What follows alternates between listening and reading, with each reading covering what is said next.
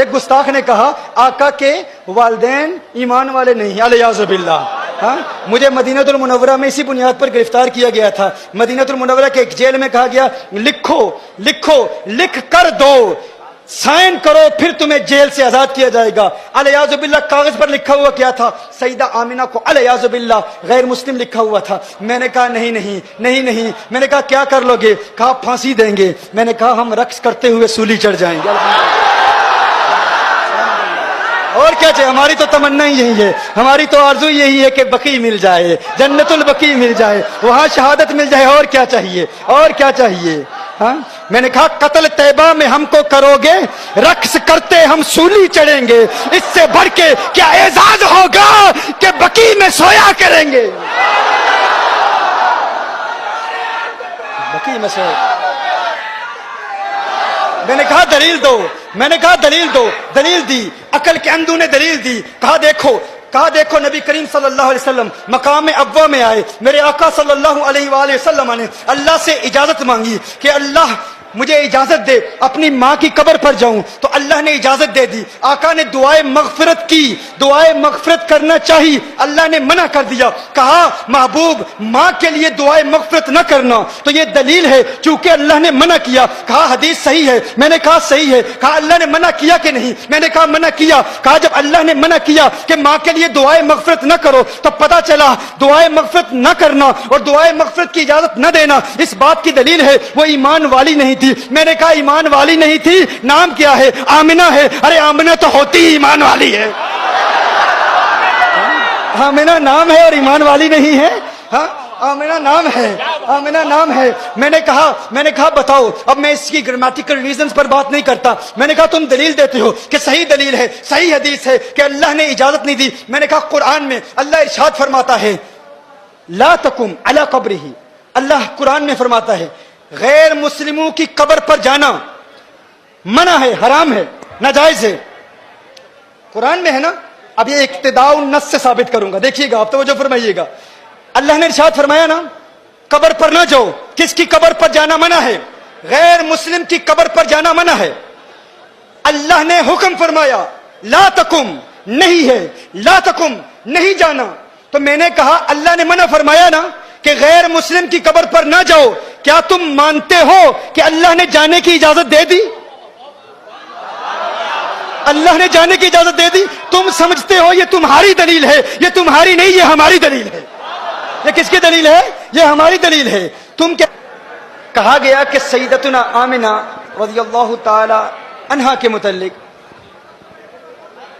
کہ اللہ جل وعلا نے نبی کریم صلی اللہ علیہ وسلم کو منع فرمایا کہ ان کے لیے دعائے مغفرت نہ کی جائے۔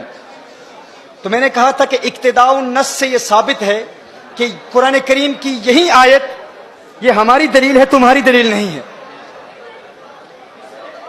ہماری دلیل کیسے ہے؟ اللہ نے ارشاد فرمایا کہ غیر مسلم کی قبر پر نہ جاؤ۔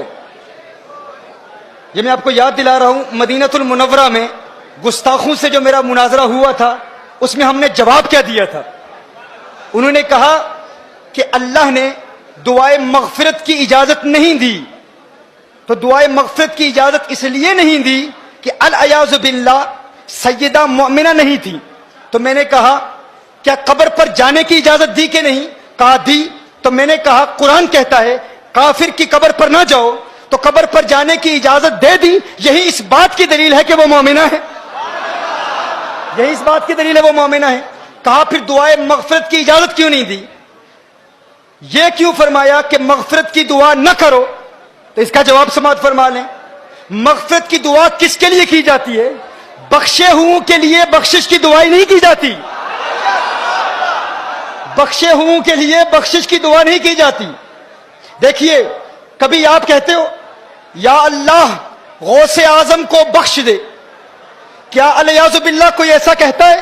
یا اللہ خواجہ غریب نواز کو جنت عطا فرما، معاف کر دے، کوئی نہیں کہتا۔ ہر شخص کہتا ہے کہ وہ چونکہ بخشے ہوئے ہیں تو بخشے ہوں کے لیے بخشش کی دعا نہیں مانگی جاتی۔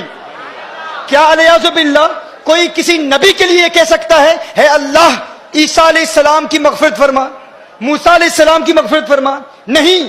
قانون کیا ہے؟ بخشے ہوں کے لیے بخشش کی دعا نہیں کی جاتی۔ دیکھیے جب آپ نماز جنازہ پڑھتے ہیں بالغ کے لیے کیا دعا پڑھتے ہیں؟ اللہم اغفر لی حینا ومیتنا، دعائے مغفرت کرتے ہیں نا. لیکن نابالغ کے لیے کیا دعا ہے؟ اللہم اجعلہ لنا، کیا؟ فرطا واجعلہ لنا. فرض کیا ہوتا ہے؟ آپ کہتے ہیں میرے اللہ یہ جو بچہ مجھ سے پہلے چلا گیا ہے، یا اللہ یہ مجھ سے پہلے جائے اور میرے لیے شفاعت کا اہتمام کرے. کیا؟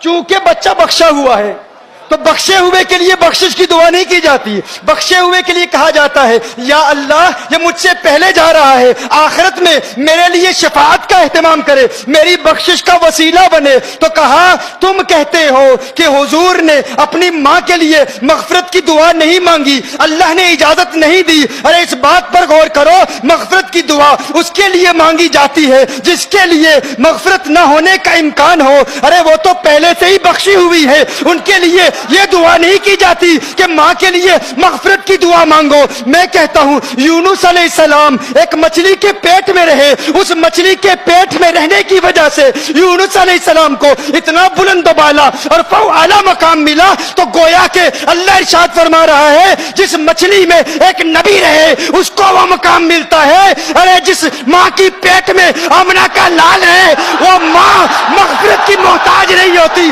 اس کے لیے مغفرت کی دعا نہیں مانگی جاتی، اس کے وسیلے سے امت کے لیے مغفرت کی دعائیں مانگی جاتی.